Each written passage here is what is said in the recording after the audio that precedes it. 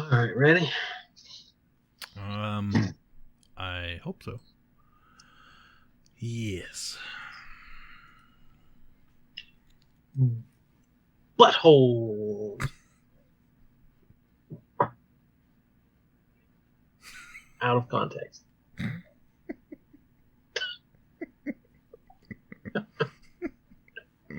You're listening to Ka-Pow, the pop culture podcast. Comics, television, movies, and more. If it impacts fan culture, we have something to say about it. And now, your hosts, Jordan, Cliff, and Seth. Welcome back, everybody. It's Ka-Pow, the pop culture podcast. My name's Jordan Lowe. Cliff Barnes. I'm Seth. Happy New Year. Yeah. Right back at you. I hope you listened to our last episode. We did our annual movie preview. That was fun. We looked at all the movies, anticipating 2023 and all the things that are coming to the cinema. Ranked a few of our most anticipated, so I hope you didn't miss that. We've already talked about what's probably our most anticipated movie a couple times, but there's a couple other ones on there you may not even have heard of. You may not even know what's headed your way unless you listen to that episode. Yeah, it's a fun one. That was the last episode we recorded in 2022. Right. And this is the first episode we are recording in 2023. Wow, we're really slacking. Whew, we are. More about, now we're going less quantity. More quality. No, that's it. Just less quantity. Oh, just that. Okay. Right. I have a question. That's a fair goal. Yeah. I have a question, Cliff. Achievable goals are our thing. This is Jordan said we could start out with news, but I wanted to. I'm not asking Jordan because I feel like this is on your radar, Jordan. What? But this is my test to see how far it's reached the public. Cliff, the OGL? Cliff, as the public, do you know that anything is going on with Dungeons and Dragons other than the figures from the cartoon breaking? That's the biggest scandal in his life. Yes, I had all kinds of action figure news to break down.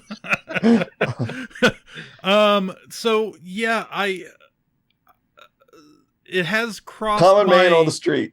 It has crossed my social media feeds there. I don't know what was that, like a week or two ago, or is this brand new? Well, it's all. It came to a head kind of today. Well, I just happened to cross the original IO9 article that kind of broke all the news, and right. I read it, and I didn't understand all of it because I'm not in that world. Yeah. But I found it really interesting. Of like, wait, what is going on? Like it just seemed like this could be a big deal. So I read the whole article and read a bunch of the comments. I was interested in what was going on, even though I didn't quite understand it. Yeah, it's a huge deal. It's ridiculous. I've never seen like a corporation shoot themselves in the foot so badly. Oh my gosh. Because there's so much goodwill with Dungeons and Dragons. People love Dungeons and Dragons. And this is a industry that your customer base is fanboy nerds who will literally uprise against anything, and they just love you. They just love Dungeons and Dragons. So yeah, I had that in my notes as news to bring up. So I'd hoped you had more information. Well, on that. So the last couple of years with Stranger Things and these celebrities playing and even, we've even talked about athletes that are playing and things like that. I would say it's pretty popular right now. It's extremely as popular as ever. One of the craziest things about all this news is it was having a great comeback resurgence. Yeah. And then they had to fix it. They had to fix what wasn't broken. What does a corporation love more than when they're making money? How can we make more money? Year over year improvement. So yes, exactly. Wizards of the Coast. Yeah. This is the owners of the D&D trademark, Mm-hmm. who are in turn owned by Hasbro, right? Yes. Okay, so I saw Wizards of the Coast is almost like half of Hasbro's income. I saw somewhere. Yeah, where like, they used to be like the smallest thing. Yeah. Now they're making them billions of dollars. So Hasbro, it's a big deal within the Hasbro Corporation. Yeah. So Wizards of the Coast is ending the open gaming license that they've had for decades. Yeah, So I think it's around 2000. Yeah. What does that mean? Okay, well, they had the open gaming license to basically let creators, or the common man, create adventures and content for Dungeons and Dragons. And other systems have kind of adopted this license to say, you can use our rules, our format, our words, our, all our themes, and make your own content and sell it. You can use it to write adventures and sell these and do whatever, make money off of it, without, and it's perpetual. This open gaming license is perpetual, which people took as forever. No matter what happens, we can do this. And companies were born out of this, like they make money off of this. And I'm sure, many make more than others, but it was a genius idea to keep them on top. Plus all these YouTube channels and podcasts and fan produced material. So it's people who are making money off of it and just fan groups. Right. It's open to everybody. Was the idea. Right. And that's the thing that's come to head is in the last few years, as Dungeons and Dragons got more popular, people are making more money off of it. And Hasbro's like, well, that's our money. God, Hasbro you're making too much money. They're I hate Hasbro. I buy their crap too, but God, they're awful. Yeah. This happened back with, we are in 5th edition right now, and now they're trying to transfer to 1 D&D, which is, basically 6th edition. But back in, someone say like 2008, they were finishing up 3rd edition, going to 4th, and people, and they basically tried to do in the OGL that they tried to say, hey, you can sign up to make this content for 4th edition, but you're gonna have to pay to do it, and people were like, no, that's fine, we'll just stick with 3rd. And 4th edition tanked.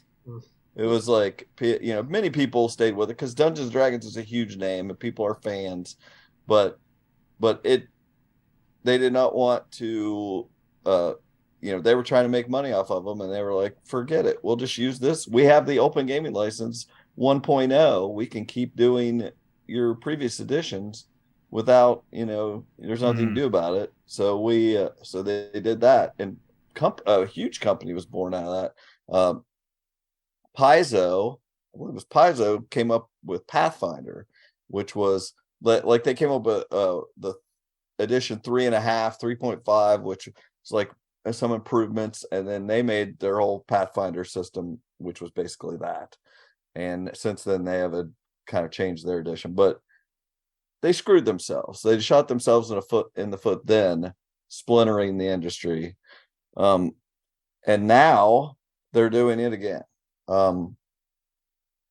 Because the reason they don't realize that the reason they became this big was because of the creators, because of all this free advertising. People like Critical Role, plays Dungeons and Dragons, and millions of people watch it, and that people go buy D&D products. Right. Yep. And now they want their money, and it's like we're leaving money on the table. How can we raise, it's all money for investors. That's say, every year you got to make, it's like, you guys were making more money. Everybody was making more money, but you had to get greedy. Yep. They have Greed to have is all not cheap. the money. Yeah. So basically, the reason it works is because when D&D makes content, these companies make content, you're selling to, there's books that sell like crazy. Those are like a player's handbook and things like that everybody buys. But adventures, only dungeon masters buy for the most part. So there's, still sell a lot, but they're less interested in making adventures because that's a DM product. So that's where the common man comes in. Third party creators make the adventures, make a bunch of adventures, and sustain your product and sustain your system, because there's the open gaming license, and they're like, they make it for Dungeons and Dragons. People came back to 5th edition, and they're making all this content for them for free, and yeah, they're making money off of it. Well, I could write an adventure, put it on Kickstarters, print books, whatever, make money. It's like anybody can do this stuff, and they're like, well, now if you make a certain amount of money, we want a percentage. They basically sent out. There was around December 20th, we got this information, that article from IO9, and then and people kind of were saying, this isn't good. This isn't going to be good. It leaked ahead of time. They weren't ready to announce it. I just saw it got out ahead of time, apparently. And so they tried to counter it. They came out with a statement saying, oh, it's not, this is about, we just want to change some things about how we want there to be, you can't have any kind of hate speech and things like that, which is great. That's maybe that wording needs added. Corporations and companies will do that also too. They'll leak it out themselves just to try and get a reaction, see how bad it's going to be. Like Disney does that crap all the time, and it pisses me off. But yeah, I mean, to quote the great YouTuber Michael French, retro blasting, the fans are doing the best work, and that's exactly what you have here. It's exactly what you have that's happening, I swear to God, in every aspect of Hasbro's business. And they're all ticked off in every corner because somebody else is doing it better than they are, or somebody's making a little bit of money that, God forbid, they can't get their grubby hands on. Sorry. Yeah, that's like, technically it's their property and legally and what, yes, they own it, but, especially for something like that is based on creativity and fan involvement, and like, you're cutting off your nose to spite your face, obviously, right. But like that. If there's a group, if there's one fan, if there's somebody out there doing your product better than you, just hire them. Make them an offer they can't resist, and do it that way. Like, don't just get pissed off because they're better at what you do than you are.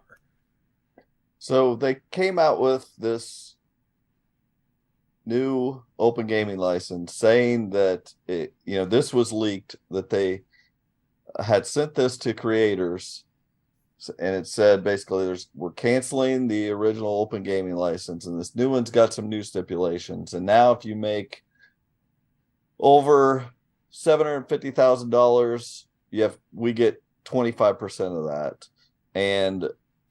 But that's gross. That's the gross revenue, and that companies, these creators may not make. Yeah, they're not going to make any profit after they pay artists and product costs and everything to do it. They don't make anywhere near that big number. But off the top, Hasbro wants that money, and then you pay all your other stuff, and then you get nothing or lose money. Wow. So they totally, they release that, and then they're trying to act like they were just gonna, they're just floating it out there or whatever. And all these creators go, no, this came with a contract. This was not what do you think about this? This was, hey, sign this before anybody, realizes what's going on, and we can trap you into this. So, but they did not expect what happened. It went nuts. Everybody was like, "Don't sign this." And then they did not respond. They didn't respond to any of this happening, and so people waited another day or two, and then all these creator companies got together and were like, "Fine, we're going to do our own open gaming license, and we'll create our own, maybe our own big system." Or they were just like, "This is our moment. We don't need D&D anymore. We can make our own thing. We don't, that there's no reason for them to totally control the industry anymore." And they still didn't say anything. And then another thing leaked from someone inside Wizards of the Coast saying, "Hey, I saw, was in a meeting, and all they care about is D&D Beyond. How many subscriptions they have to that. That's their online service. Like, you can get your books digitally and you play online, and they're going to go to a virtual tabletop and all this. And it's like, people subscribe to that and play online, or even if you're playing at a table, you bring your tablet, it does all the math for you. It is really great system." And they said that we'll just see if they're still paying us, it must not be that big of a deal. So they created this D&D Be Gone hashtag, and all these people dumped D&D Beyond. They all quit their subscriptions in the last. Yeah, I saw that there's so much traffic it shut the page down for an amount of time that people were quitting so in mass. Yeah. So then finally they said that, well, they were supposed to make an announcement yesterday, and then that happened. Everybody was dumping D&D Beyond, and so they didn't do it. And then they released a statement today. They finally, after over a week, said something, and it's the most Michael Scott statement. Oh, it was just like, we weren't going to do that. It's first off, it's all a lie, because people said they got contracts with it. Someone at D&D is wearing the Willy Wonka outfit, like trying to hide in the bathroom. Like, it wasn't my idea. He said my favorite statement is like, they're going to say, because they start backing down and they're not going to do this stuff. They're not going to try to. Oh, they also had said in that thing they wanted to sign that they can use your content that you create. If they want to put it, the big thing I saw, that they can just take it from you. Yeah. And they can renegotiate. They can change the terms of this contract at any time. And all this, and just like it was just I don't negotiate any fun. Right. Yeah, exactly. They could do anything they want, and anyway, they said, "Oh no, we would never do that." All this, and then they said, "Now people are going to say that they won after this, after we put this out." It's just like, why do you have to do this? Why do you have to say this? People are going to say they won, and that we lost, but that's not, we all won. It's like, no. It's so gross, and they so screwed themselves. I'm so much is going to be born of this. They're going to have haters forever. Mm-hmm. I think it's a major thing that happened. But this is D&D is such a small niche corner of the world, but this is everything. This is the world now. This is capitalism. This is I was looking at comments from this, and I saw people talking about Magic the Gathering. Yeah. Where in the recent years the same thing has gone on. People have gotten so sick of that company, they're pumping out product and raising prices and like hurting their fans just because they need to turn a few extra bucks. I'd still sell the Hero Clicks, and I have people complain to me all the time that prices just went up again on those. Mm-hmm. They're having fewer figures per booster pack. They've changed the rules a bunch of times. There's like they keep messing with it. They had Hero Clicks has gone on for 15 years. Like, it's one of the most successful gaming things. But to me, I think of Netflix all the time. What company was bigger, more profitable, more beloved than Netflix was for decades? They were so smart and ahead of the curve on the streaming stuff. They signed up, 90% of America. Like, they had it. Everyone loved Netflix. It was affordable. They had amazing content. But as we've talked about, it wasn't quarter after quarter growth and improvement and shareholder dividends and all. Like, they had to keep being, they were the most profitable company on the planet. They spawned, Netflix and chill. Like, it was a cultural thing. They owned streaming, but you can't be happy with that. To appease shareholders, you have to keep improving. So what have we had the last couple of years? Talk about, we can't share passwords anymore. We're going to add commercials to it. Like, they're going to destroy Netflix in this short-term gain thing, where it's like, what? At some point, you can't make any more profit. You will make everyone hate it. Just be happy with what you until have. It's gone. Yeah, it's always so same. Yeah, D&D is a beloved institution, been around since the 80s. Has had ups and downs in popularity, but like, it's never been bigger right now culturally. Like you said, why not be happy with that? Invest in that, make that grow, be happy with what you have. But no, it's a publicly traded company, so you've got to show investor growth to get everyone their stock buybacks, whatever any of that means. But that's everything. Nothing gold can stay, as the poet said. It's awful. So I'm curious where it goes from here, but man, it was big breaking news constantly about it, and just all the fans just freaking came together. All these channels, it's just like you turned the internet against you. Like, do you know how many of these people that were on your side and making you money, and you would have bought your product forever, and you turned all of them, you got all of them to band together and crush you. It's like it's just like, it's kind of neat to watch. Like, I enjoy watching them crumble, because I don't care. I don't, it's like, I love Dungeons and Dragons, but it's not, I don't care. I'd much rather watch corporate people fail. Mm-hmm. Me too. Yes, I bet. But I mean, this type of thing is happening everywhere. I mean, if there's a fandom, you can find an example of this where they will turn their most beloved people against them eventually.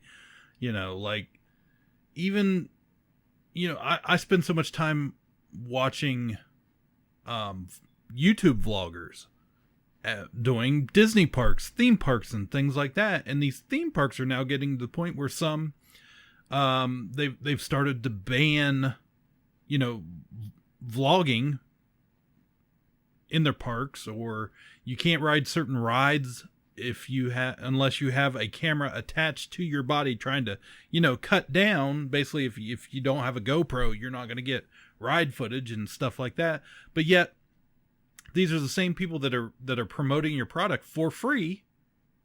These are the people that are out there and selling it better than you can. It's just, this crap is everywhere. That's all short-term thinking to maximize how much money can I make right this second, without any thought to the long game and keeping the brand healthy and and growing in the long term. They have people in there that have been around and are they probably grew up and they're like thinking, I got my dream job, I'm working for D&D, this is amazing, and they were trying to tell them, hey, don't do this. This happened before. And this is worse. What are you doing? And they're like, no, you don't understand. We are here to, we were hired to make the money, and we know better than you. And it's like, you don't, but let's see what happens. It's like, they forget that, D&D is not like the perfect system. It's the system that was there and, started this, and people just, creators supported it. And so it's just always been on top. It doesn't have to be. There's a million systems, and people play different ones because some like them crunchier than others, and some like these things from every other system. It just happens to be the most embedded. It's like, well, it's not going to be anymore. So you screw yourself. Anyway. Well, we've got a couple other pieces of news that might segue into that. Some stuff that's happened in the couple weeks since we've been on the air. Warner Brothers and the HBO mess. So we talked about them canceling. We've canceled the Batgirl movie. We've canceled Westworld. But then it came out, they're also removing stuff from HBO Max and their streaming service. They've gone so far as not just to make, they're not making new stuff. You can't even watch the old stuff anymore. That immediately like rubbed me the wrong way when I was just so like, that's the one thing about HBO. You could always go there and watch any of their original content. It was always there.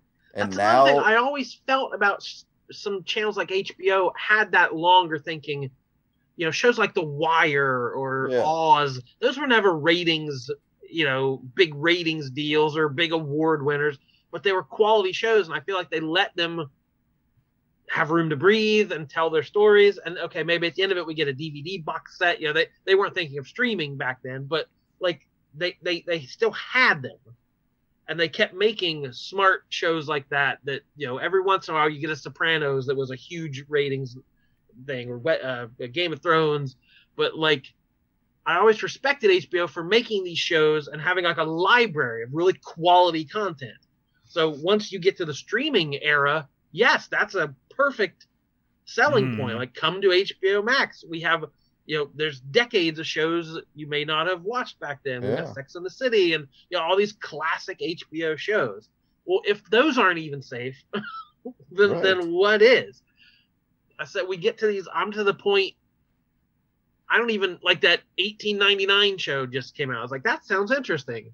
I'm not going to watch it. They'll probably cancel it. Oh, boom, no season 2 of that. So like, it's training people not to even watch their stuff. It really is. That's a self-sustaining, whatever that, if I'm not going to watch it because it's going to get canceled, therefore nobody watches it, so it gets canceled, I guess.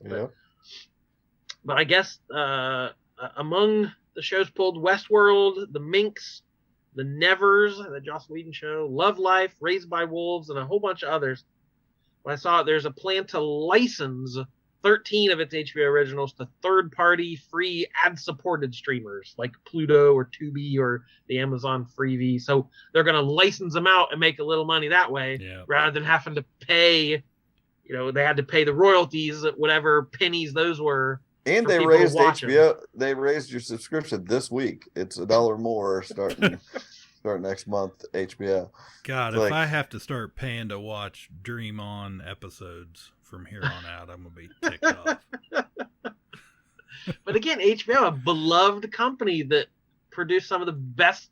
It's my favorite streaming service. Yeah, and they can't even keep people. And it's like, and you're gonna take one of your best seasons of television ever, Westworld season 1, gone.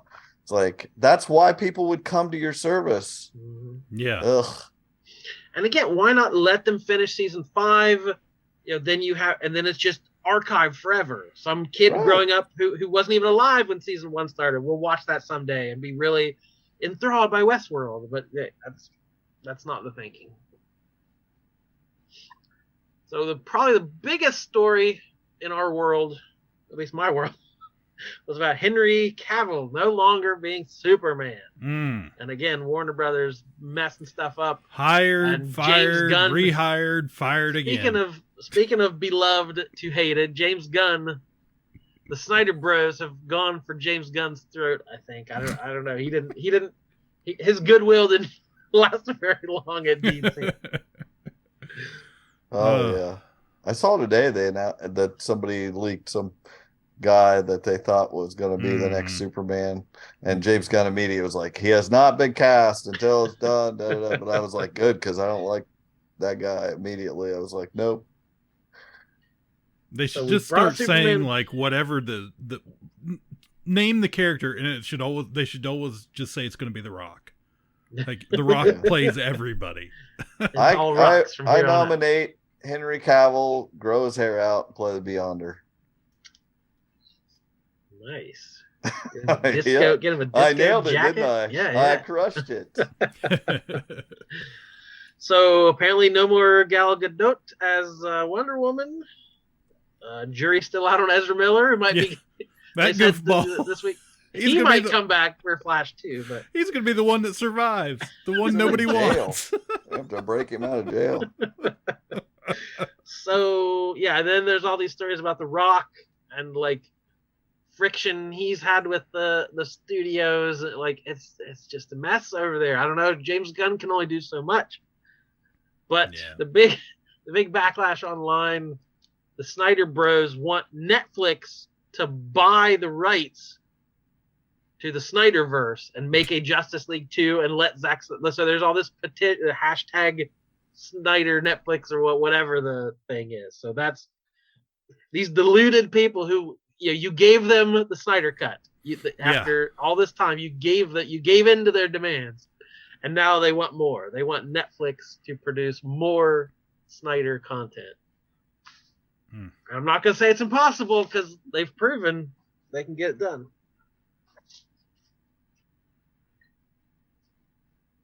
Fun stuff. Maybe a bit of good news on the horizon. We didn't get a chance to talk about Mike Flanagan planning to adapt The Dark Tower. How about that? Oh, I'm all about it. This is excited. Co-creator of House on Haunted Hill and Midnight Mass on Netflix. After 6 years working for Netflix, he has left. His most recent show just got canceled on there, so he is moving to Amazon Studios. And then he's had some interviews talking about what's coming up for them, and he mentioned this Dark Tower thing, and he envisions it as a TV series to run for 5 seasons, followed by 2 standalone feature films. So that's his plan. We'll see. Yeah. We'll see. But yeah, no word on what studio or where it would exist. But I think I would trust him with Dark Tower above most anybody else. Yeah. Glenn Mazzara made a pilot I would love to watch, but I listened to a podcast with him a couple years ago, and I really loved his take. Like, I mean, he just basically laid out every detail how he was planning on doing it, but then it got canceled, and I was like, oh, I really loved it. I was kind of heartbroken about it, but I trust Mike Flanagan to at least be going the right direction, and it needs to be happening. I want to see this done as close to the right way as possible, and seasons of television is the way to do it. It needs to be done right, and so I'm super excited about it. Mazzara was going to do it like chronologically and start with the 4th book, which is a flashback, but it sounds like Flanagan's starting with the 1st book, which is always the killer. Like, people read the 1st book and are like, no, they're not into it. It's like, that is not what the series is, that 1st book, It took me a little while to get into it, for sure. I wasn't quite hooked till some other things started happening. So yeah, I could see getting lost in the weeds on the 1st book. Right. But yeah, I'm super hyped. I trust that guy as much as anybody, so cannot wait to see where it goes from there.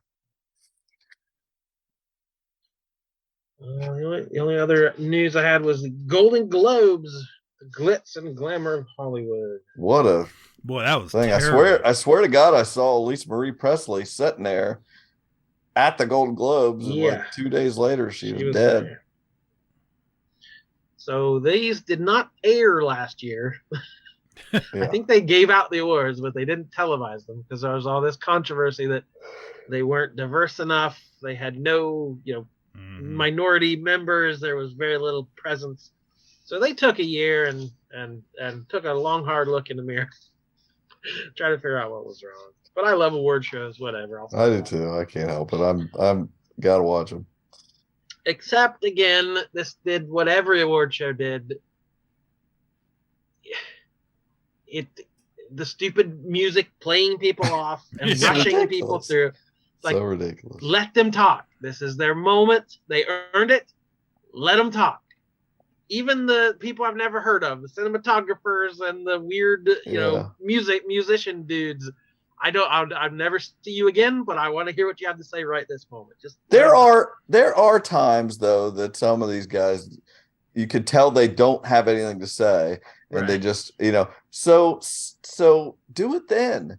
Don't do it for everybody. It's so ridiculous and painful. It's like when you have these other moments in your show that are worthless and, frivolous. It's like, cut that garbage out. Well, and the people receiving the awards now know I've got 30 seconds.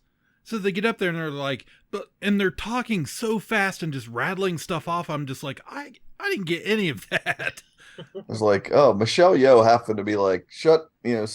It was just like, you guys better stop it. She's 60 years old and has been, this is a lifetime in Hollywood and this is her crowning achievement and glory. And no, hurry up, lady. Come on. We got places to be. It's like, stop it. But the other thing it did, there wasn't a lot of extraneous. I mean, it's a long show, whatever. There were no clips from the movies. Yeah. They didn't show any of these performances. Now that you say that, I was like, yeah. It's a mess. It drives me crazy because I want a 6-hour show. I want all the clips. I want everybody to see all those moments that I fell in love with watching these movies and get people to go see them and then see people win the awards for them. It's like, it really feels much emptier without that, without showing what the people are talking about. Yeah. And half the time you don't even see the person. They don't even show them sitting in the chair or whatever. Like, they might scroll past their, whatever. But yeah, so that's my thinking is like, most of the people watching this are just casual. They didn't listen to our year anticipatory podcast. They don't know every movie that comes Obviously, they didn't. So, like, I've seen the numbers. Showing a clip that looks really interesting. So something they might have never heard of, or or to understand why this actor is getting all this buzz this year, whatever. But the host was Gerard Carmichael, who I like as a comedian. And again, the next day, the brutal takedown, all these clickbait articles. Yeah. But that joke, the Scientology joke, Ricky Gervais wishes he had told a joke as like perfectly brutal as that was. But mocking Tom Cruise's hypocrisy to not his face because he wasn't there, I guess. Yeah. Anyway, I liked he did fine. So I'll give a couple of the winners real quick. Best TV series comedy was Abbott Elementary. That won a bunch of things, including Best Actress for Quinta Brunson. Best Actor in a Comedy was the Bear, Jeremy Allen White. Best Limited Series or Anthology was The White Lotus, which seemed to have a big night. It's amazing. I love that show. Actress in a Drama, Zendaya for Euphoria. Actor in a drama, Kevin Costner for Yellowdale. You'll love to see it. Oh, I hated that. I was just like, what a stupid pick. The end there. Well, I can't remember the other nominees what were, but he would have been the last one I forgot. Nobody expected him. That was probably my favorite moment of the night was Regina Hall riffing and making a joke about why would he even want to be there, and then continuing to read the cue card. Yeah. That was like a Curb Your Enthusiasm type moment where it's like, oh, he's currently sheltering in place because of a natural disaster. It's like, oh, that was so awkward. And they're like, what was that? A few miles from where they were or something, Ridiculous. So, best TV drama, House of the Dragon. So, did anyone see that coming? No. Up against Better Call Saul, The Crown, Ozark, and Severance. I could see any of those other four winning over House of the Dragon. No matter how much you like the show, I don't see that as a big award. I thought for sure it'd be Better Call Saul, maybe Severance. On the movie side of things, animated picture, Guillermo del Toro's Pinocchio. I haven't seen that. Is that worth a watch? I started it, but I haven't finished it. So a couple of cool winners. Actress in a supporting role was Angela Bassett from Wakanda Forever. Okay, fine. But I just really wanted the daughter, Stephanie Sue from Everything Everywhere All at Once. I thought she was so good.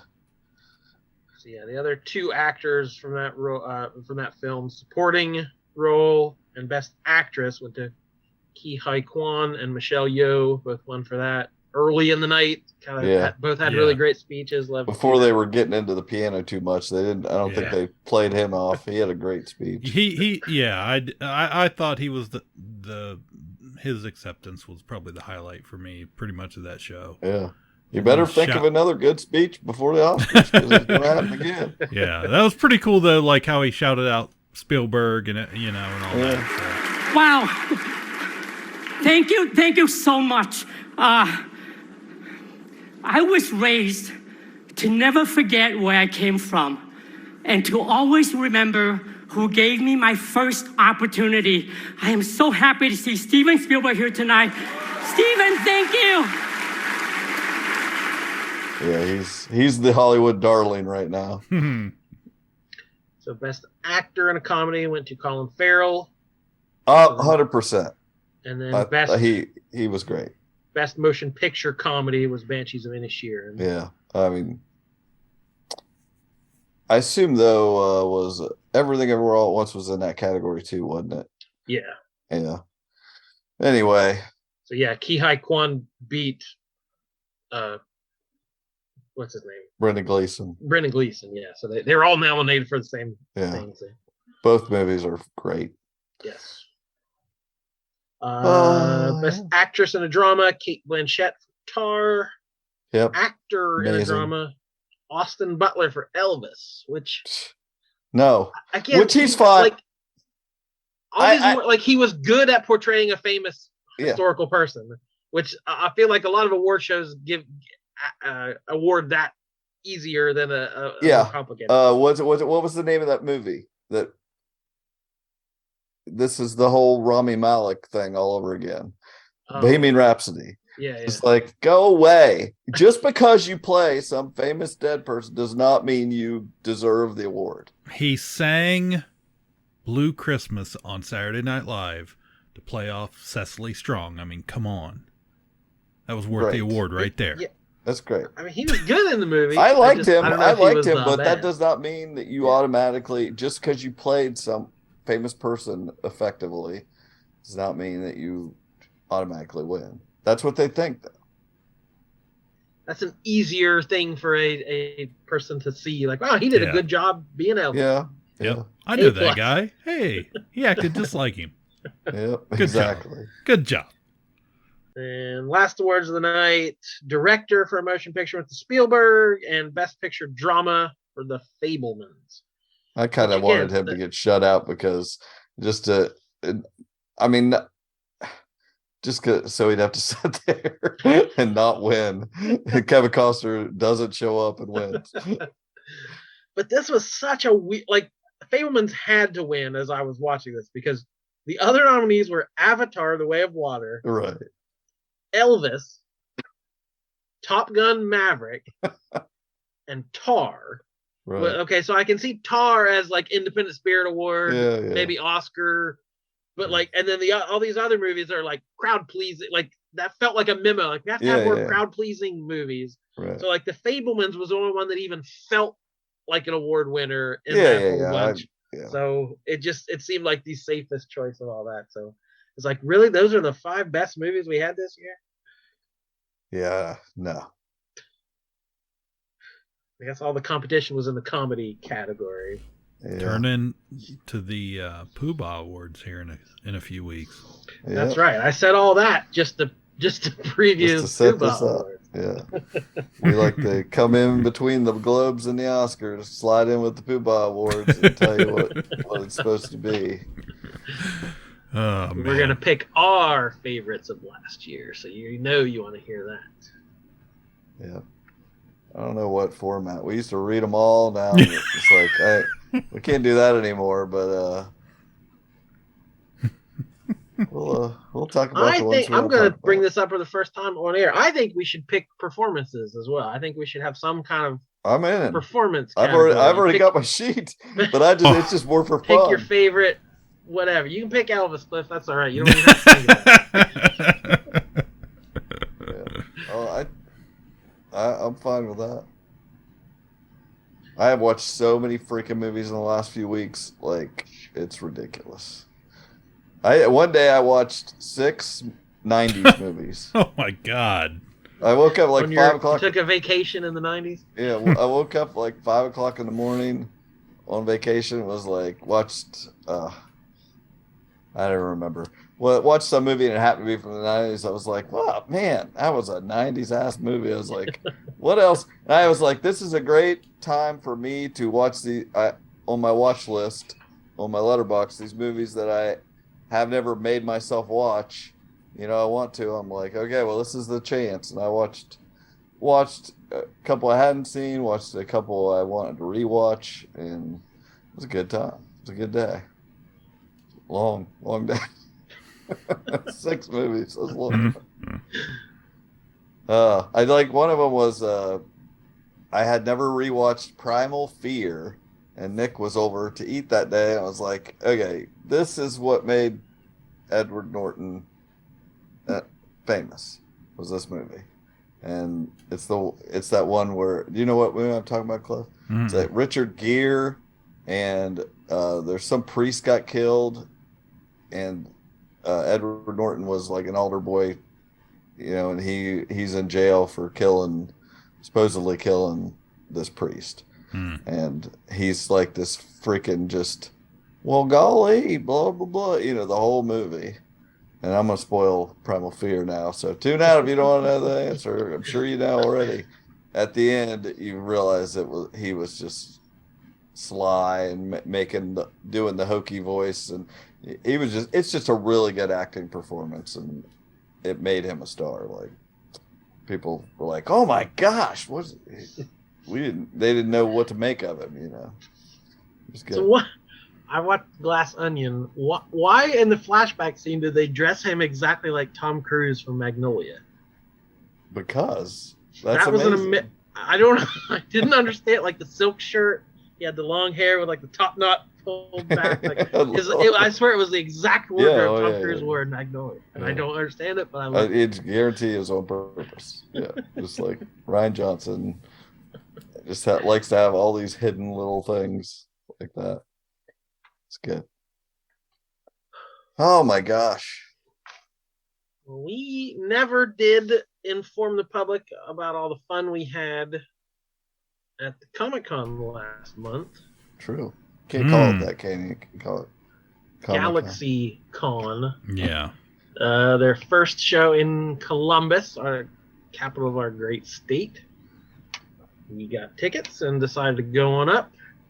We invited Mr. Jesse Starcher of the Source Material podcast, but his whole family betrayed him. His whole family got sick like just a couple days before, so sadly he wasn't able to join us. So let's tell Jesse what he missed. Yeah. Yeah. Some good pizza. Good pizza up there. Oh, yes. We did have good pizza. But that was after the show. Yeah, that was after the show. So we went up and it was at the Columbus Convention Center downtown. We'd all been to before, and first time in Columbus, and this was pretty celebrity driven. We figured that out pretty quickly. Not heavy on the comics. A lot of vendors, but the I guess the comic and the toy side of fandom, wasn't really a thing for that. So, but it was a decent mix. It had a ton of creators, a ton of celebrities. Yeah. It had a lot of vendors, just not a ton of what you'd normally expect. Right.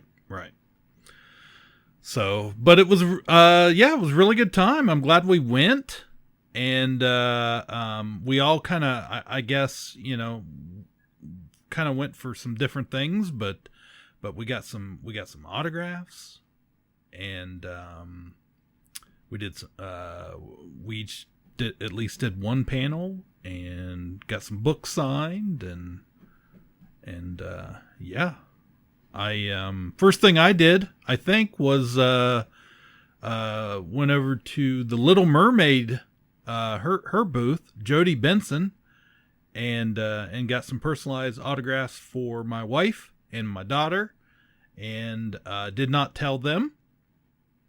And those ended up being just a couple Christmas gifts here. And my wife cried.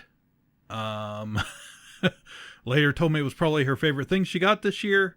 And Carly has hers framed and set up in her room there. She was all excited, thought it was pretty cool. So yeah. Nice. Yeah, like you, I'm kind of selective over who I would pay to get an autograph. But this was the show, had the whole cast of Clerks there. So I went a little crazy, took my Clerks poster that I bought from Kevin Smith's website when I was in college. He had a sale on his website, and he autographed all the posters he sold. So I ordered a Clerks, A Mallrats, and a Chasing Amy poster back in the day, all signed by Kevin Smith. So I've had those forever. So the whole rest of the cast, well, Kevin was there Saturday, but we didn't go till Sunday. So we didn't get to see Kevin. But if you can imagine, we got there Sunday. It opened at 10. We were there a little after 10. And the first place I just walked down to the celebrity side just to see, kind of scope out, see where everybody was. And I looked down the aisle, and you say Sundays are always slower to start. There was only one celebrity at the table, the whole either side of the aisle, and it was Brian O'Halloran as Dante. I was like, what a reliable person. He's there at the quick stop at 6 a.m. He slid the door up. Right. He checked the lock for gum. He was there. He got the newspapers, made the coffee. He was there to work. So yeah, we kind of walked around a little bit, and the celebrity side filled out, and I got all the autographs. Jason Mewes, Jeff Anderson, and Marion Gigliotti, who played Veronica in that movie, and she's the only person I had to stand in line for more than about 5 minutes. Because amazing crossover fans. We met the biggest fans of Marion Gigliotti you've ever seen. They just had to ask her all kind of questions, and what you get, it's fine. That's what you're there for. That's great. But everybody was very pleasant. I got to tell you, she looked better in person than she did in Clerks 3. I noticed that when I watched the movie. I thought, wow, okay. I was like, how the heck did she look so? She looked really nice in person. Like in the movie, I'm like, oh my God. So I had no intent of getting a photo because, of course, they all charged. You charge for an autograph, charge for a photo. But Seth basically forced me to get a picture with Jason Mewes for my own good. He knows what's best. So Seth made me. So I got a picture holding the signed poster next to Jay Mewes, and that was a cool memento to have. I will admit. Publicly. You must admit against your will. Yeah. I was just like, no, okay, just shut up, go over there. You have to do this. It's like you'll think about it later. So that was my number one mission. Number two mission was to get some autographs on some comic books. Met Howard Chaykin was a fun guy. He was funny. Yeah, I went over and I had bought because I thought, after I was there for a while, I thought, if I don't buy like an old Star Wars book and have him sign it, I'm really probably going to regret it. It might be the only chance I have. So I went over and I'd found a Star Wars #1 in a booth, but it was just chewed all to hell. So I ended up buying a #3. And I took it over to his booth, and I was like, hey, are you still signing autographs here? And he goes, oh yeah. Read the sign. And I look over, and he's got a sign sitting there that was like, I don't know, what was he charging? $5? Probably $10. Probably 10. I don't know. Yeah, it was like 5 or 10, or I think it was 5, and it said like unless it's Star Wars, and then it's like 15. And I was like, oh, that's funny. He's like, this is a man who has dealt with Star Wars fans his whole life. He's like, he knows what it's worth. He's like, did you read the sign? I was like, yeah, that's funny. He's like, but did you read it? And I was like, are you serious? He's like, yeah. I was like, okay. Here's your cash. So you didn't get to work your charm like you did with Larry Hama. I did not. Yeah, it was that was the makeup. Met Mike Grell one of my favorite artists from the 80s. Did a long run on Green Arrow. Got a sketch cover done from him. Again, it cost more than it said on the website.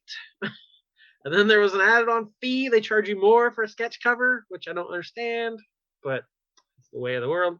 So yeah, that's my only negative of this whole show is how many people were charging for autographs. Just simple, I have 1 or 2 comics. Some people were doing it for charity. That's fine. Several people had first 5 signatures free. Then we charge after that. That's perfectly fine. But just $5, $10, some were $20 for an autograph. And it's like I've gone to these shows too long not having to pay. That it's a hard adjustment to try to decide, is this really worth it? And then you think, okay, I'll never see this guy again. Whatever, it's just $5. But then you you kind of resent it as well. So I that's the only thing negative. Left the negative. Then now you hate them, and why do I even want their autograph? Right, I'm gonna throw it away. Yeah. Yeah, you sign that, give them their money, and just wad it up, throw it in their face. But my favorite guest there was Mr. Jim Shooter. Did not charge a dime. Legendary Jim Shooter. He was amazing. He was everything I wanted him to be. Nice suit jacket, professional, polite, told stories, talked to everybody, shook hands, took photos. Oh, sharp looking crew cut. But Seth, I think you got the creme de la creme, where you got to be Janet Van Dyne in a role play scenario. Yeah, it was pretty awesome. I told him, Bob Hall had told me years ago that he totally blamed Jim Shooter about the slap, about him hitting her. And I came at him about it when we were when I was getting my 213 signed, 217 and all that. And he's like, he finally just, I thought we were past it. And then I came around for the picture, and he stood up, put his hands on the table. He was imitating Hank Pym. He's like, no, he was supposed to be standing like this. And she just come up, and he accidentally, and he's going through it. I'm like, oh my gosh, this is so amazing. It's like Jim Shooter is acting out. Oh, that is a surreal moment. That's surreal. And then we got to stick around for his panel at that afternoon, which was inspiring and amazing. Yeah, give some talk about writing tips and how to tell stories. And although for a 45 minute panel, spending 10 minutes of it explaining the plot to Indiana Jones was a little much. I loved it. He's trying to talk about story structure and how the hero's journey and all this stuff. But it's like, and then the rock comes rolling down. He tells the whole plot to Indiana Jones. Yeah. It was like, yeah, we know, we've seen it.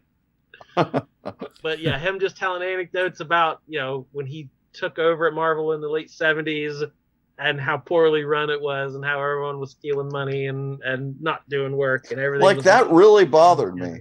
He was talking about the stealing money and how they had that woman at the desk that was just, anybody that sent in a subscription with cash money, any kid, she just threw it in the trash and took the money. And I was like, what if my parents had not written a check? Mm-hmm. Or what, I may have never got them and just never read comics. I pulled that 217 off the newsstand, and I immediately got subscriptions to Cap and the Avengers, starting at Cap 265 and right there. It's I sent that check in. I think it was probably $4, $4.25 for a year subscription. And what if I had taped my quarters to the thing all these other kids did, mailed it in themselves. When the secretary of the workday said got away with it for 3 years, embezzling the money from the envelopes from subscription. It's how did you not get angry letters and calls? And because and that just, the thing is, it makes total sense that the one you wouldn't, because the ones that the kids sent in were the cash ones. They had just put their change in an envelope and sent it in, and so their parents they're like, "What? You did what? I don't care. Go away." Yeah. I went to a panel that you guys did not go to while you were off getting stuff signed. I slipped into the Smallville panel because part of the celebrity guest was like the cast of Smallville, and I watched that show, through the whole run, and as bad as it was at times, but it's been off the air for like 10 or 11 years now or whatever, and it was a lot of fun. I really enjoyed it. It was funny because it didn't start exactly when it was supposed to. So what had happened was I just kind of saw a crowd gathering off, waiting in line to get into the room. And I thought, oh, what's that panel for? I was like, oh, it's Smallville. And so I just went in and kind of was like, there was a big crowd and some people that had special passes got in first. So I thought, well, it's the big room and I'll just try and sit in the middle and get as close as I can. So I ended up like sitting in the first section of seats in the very last row, right in the middle. And there was like a couple seats on each side of me that were empty. But there were a lot of people in the panel. And as I was sitting there, they kind of got, like I said, got rolling kind of late. And like these two women walked over and they're like, hey, is anybody sitting over here? And I was like, oh no, and I thought, oh crap, I gotta people. And they ended up like leaving a chair. They ended up leaving a chair in between us, but we're kind of sitting there a few more minutes and I look over and like this girl next to me, I told you guys know this story, but she pulls out an entire 12-inch Subway sandwich. And I'm like, what is going on? This bitch has a $5 footlong in her purse. And she just opens it up, starts eating. She's got chips, she's got a drink, and I was like, what kind of show is this? And she sat there and she ate the whole thing. But the panel was a lot of fun. John Glover was really fun. He went back and forth with Michael Rosenbaum, that played, Lex and Lionel Luthor, John Glover. And John Glover did a little dance and it was just a good time. Kristen Crook looked amazing. From where I was sitting, she looked exactly like she did on the show. And it was a really good time. So that was the panel I went to.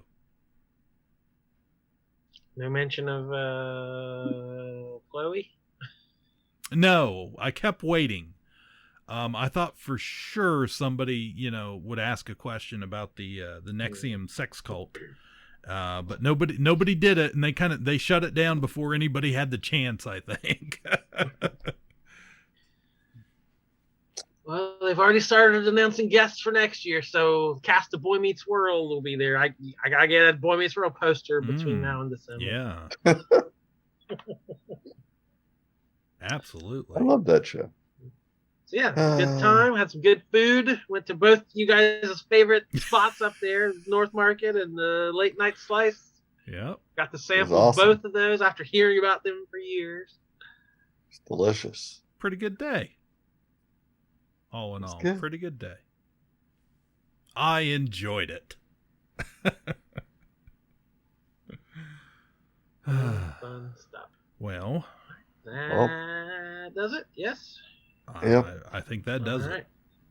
That does it. It's spoken. Hey, thanks for listening.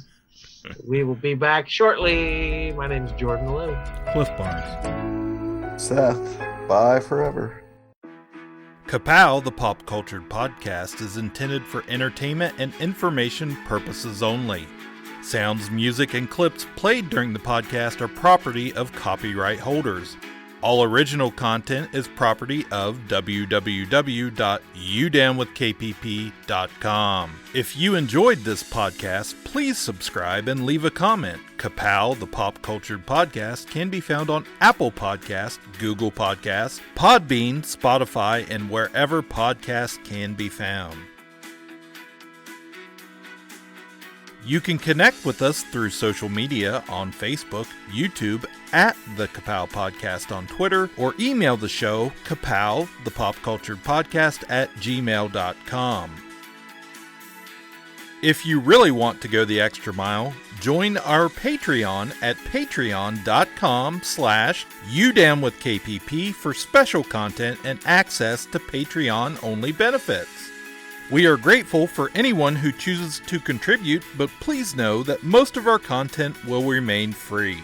So please continue to like, comment, and share.